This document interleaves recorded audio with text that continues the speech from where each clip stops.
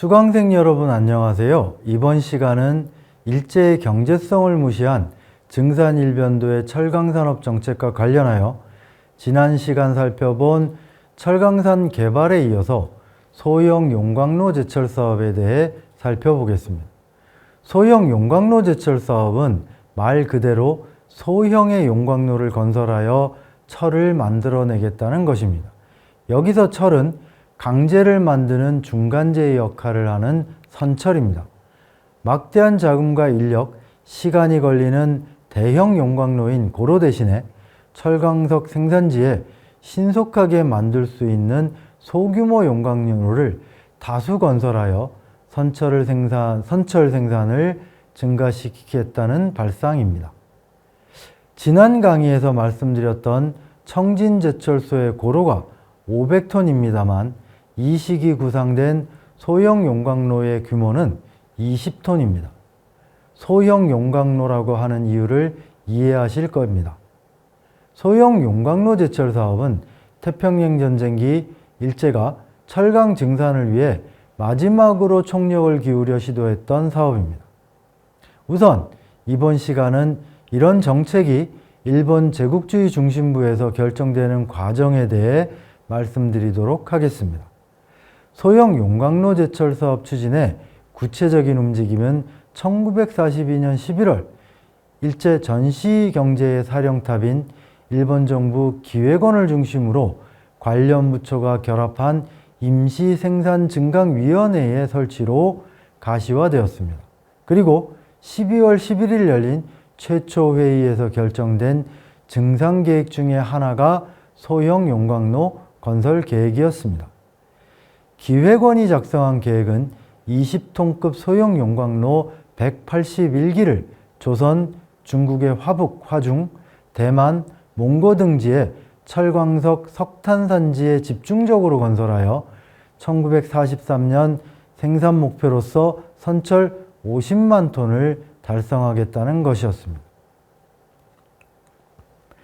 기획원의 아이디어는 기본적으로 다음과 같은 것이었습니다. 소형 용광로는 우선 적은 자재로 불과 몇 개월이라는 단기간에 건설이 가능하다는 것입니다.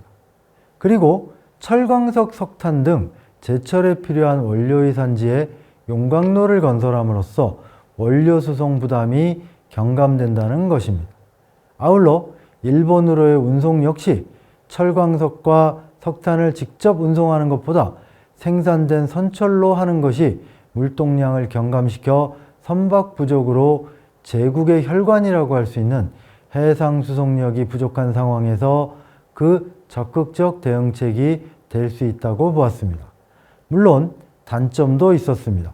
대형 고로와 비교하여 소형 용광로 자체의 현격한 저효율성, 연료로 통상의 유연탄을 가공한 코크스가 아닌 화력이 낮은 무연탄을 사용해야 하는 것 등은 극복해야 하는 기술적 문제였고, 예상되는 낮은 생산성에서 발생할 경제적 손실에 대한 대책이 필요했습니다.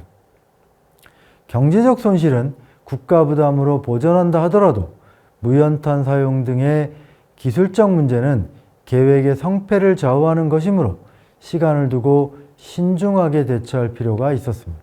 특히 철광석을 녹이는 연료로 사용되는 유연탄 대신에 화력이 약한 무연탄을 사용하도록 한 기술적 문제는 심각한 난제였다고 할 수 있습니다.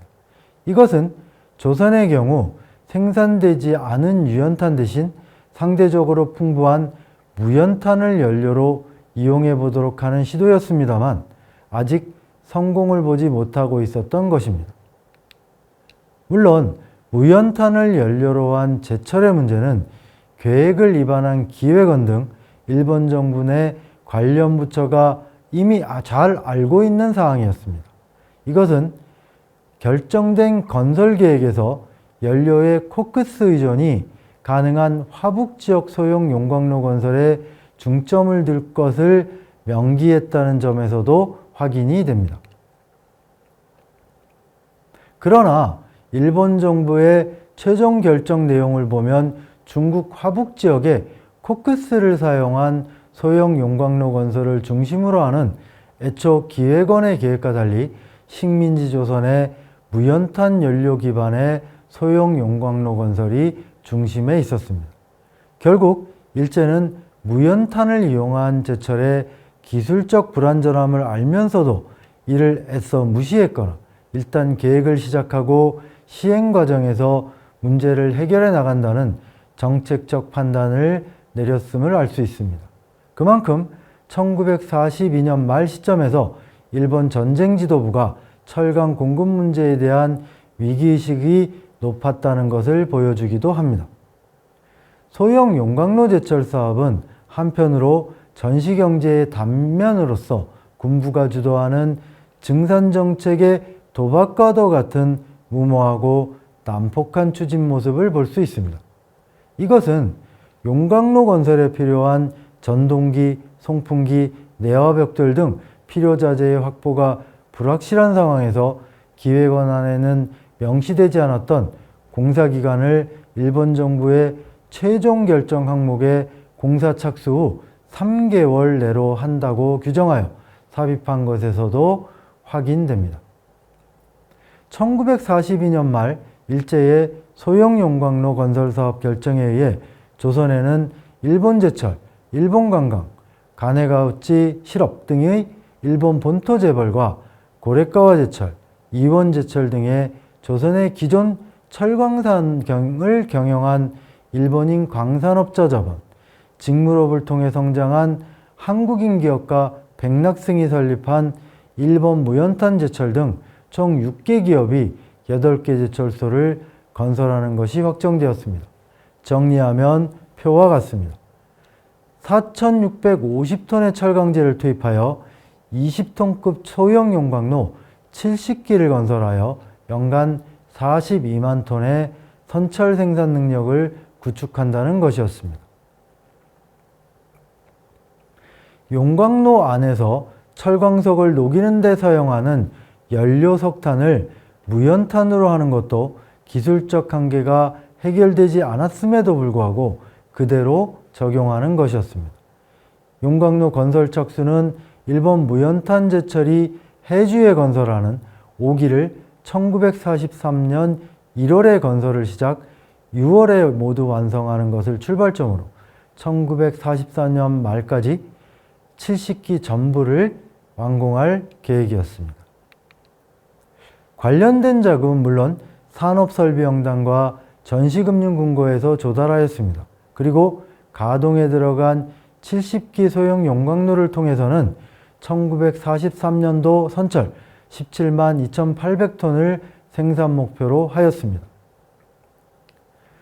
여기서 일제가 조선에 건설하는 70기의 소형 용광로를 담당하는 7개 기업 중에 일본 무연탄 제철을 경영하는 한국인 기업가 백낙승에 대해서는 좀 더 구체적으로 언급해 둘 필요가 있습니다.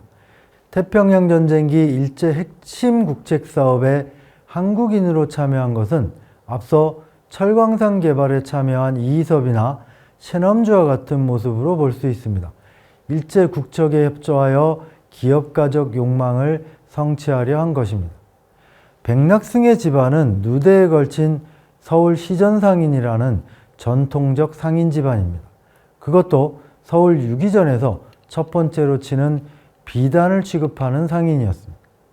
한국의 전통상인 대부분은 개항 후 조선이 일제의 침탈 및 식민지가 되는 과정에서 쇠퇴, 몰락의 길을 걸었지만 이 집안은 달랐습니다.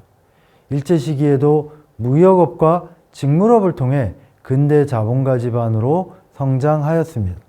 여기에는 기업가로서의 능력도 있었겠지만 일제에 대한 협조도 중요한 역할을 했습니다.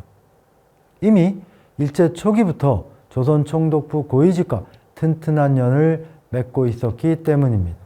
그는 1930년대 이후 전시체제기로 접어들면서 보다 적극적으로 일제 국책에 협력하는 친일 정상의 길을 걷습니다. 일본 무연탄 제철을 설립하여 소형 용광로 제철 사업에 뛰어든 것도 그런 대표적 모습 중 하나입니다. 그럼 1943년부터 시작된 식민지 조선의 소형 용광로 제철 사업은 실제로 어떻게 진행되고 어떤 결과를 낳았을까요?